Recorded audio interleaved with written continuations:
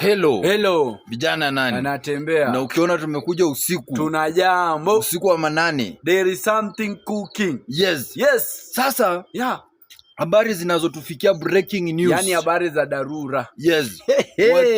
Tumeambiwa Wakenya zaidi ya 500,000 wamesema wameingia kwenye inbox ya Mama Ida Odinga. Wakamwambia mama usijaribu kuchukua hiyo kazi. Hapana, jaribu. Usijaribu kuenda kuchukua hiyo kazi. Hiyo kazi wewe usijaribu kuenda kuchukua. Sasa hata mama paka sasa ameshangaa atafanyaje, kwa sababu kuanzia tangu wamwapoint na William Ruto mama hata hajajitokeza tu kusema asante ama amekubali.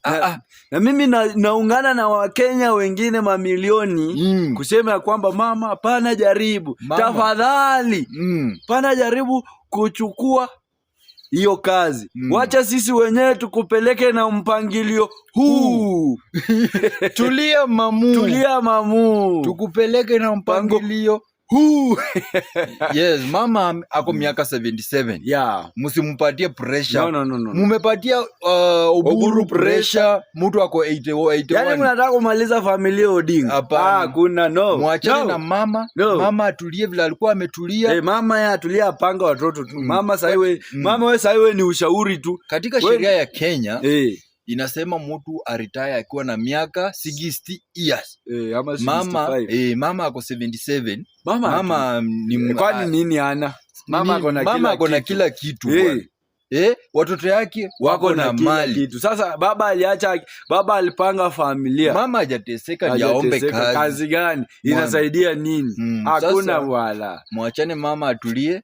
Hata sisi tunaungana na wale wa Kenya ambao wanaingia inbox ya mama kusema mama usikubali kazi. Hata mimi na utuma yangu leo ujumbe, Mama Ida Odinga tafadhali isome. Hapana chukua kazi kwa mpigo.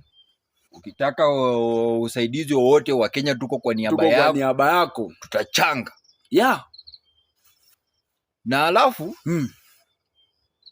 Wakenya mkitaka kuadvertise kitu chochote uko Kitale uko wapi, tafuta mimi, pigia mimi simu 0791 637 612. Patia mimi kazi ni kuadvertise vitu.